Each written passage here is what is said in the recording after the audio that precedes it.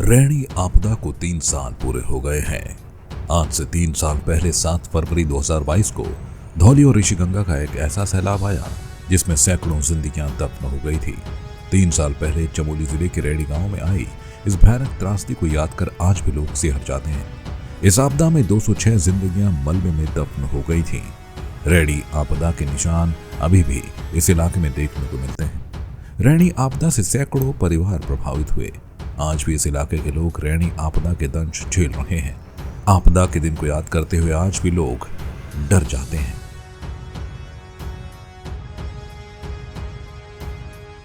बता दें कि 7 फरवरी 2021 सुबह 10:21 पर चमोली के रैणी गांव में बड़ी आपदा आई। यहां बर्फ, ग्लेशियर, चट्टान के टुकड़े, मोरेनिक मलबे आदि चीजें एक साथ मिक्स हो गए, जो करीब 8.5 किलोमीटर रौंथी धारा की ओर नीचे आ गए। करीब 2300 मीटर की ऊंचाई पर ऋषिगंगा नदी को अवरुद्ध कर दिया, जिससे पानी की झील बन गई। रौंथी कैचमेंट से आए इस मलबे ने ऋषिगंगा नदी पर स्थित 13.2 मेगावाट क्षमता वाले हाइड्रो इलेक्ट्रिक पावर प्रोजेक्ट को तबाह करके रख दिया।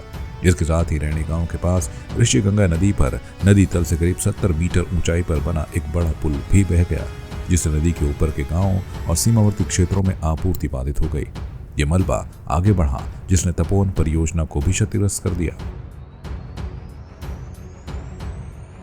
इस आपदा ने न सिर्फ 204 लोगों की जान ले ली, बल्कि अपने रास्ते में आने वाली सभी बुनियादी ढांचों को नष्ट कर दिया। आपदा में करीब 1625 करोड़ रुपए का नुकसान हुआ था। 7 फरवरी साल 2021 में लगभग 25 दिन रेस्क्यू ऑपरेशन चलाना पड़ा, जिसके बाद कई शवों को बाहर निकाला गया था। यह आपदा इतनी भयावह थी कि 1 साल बाद तक भी एनटीपीसी की टनल से शव निकलते रहे।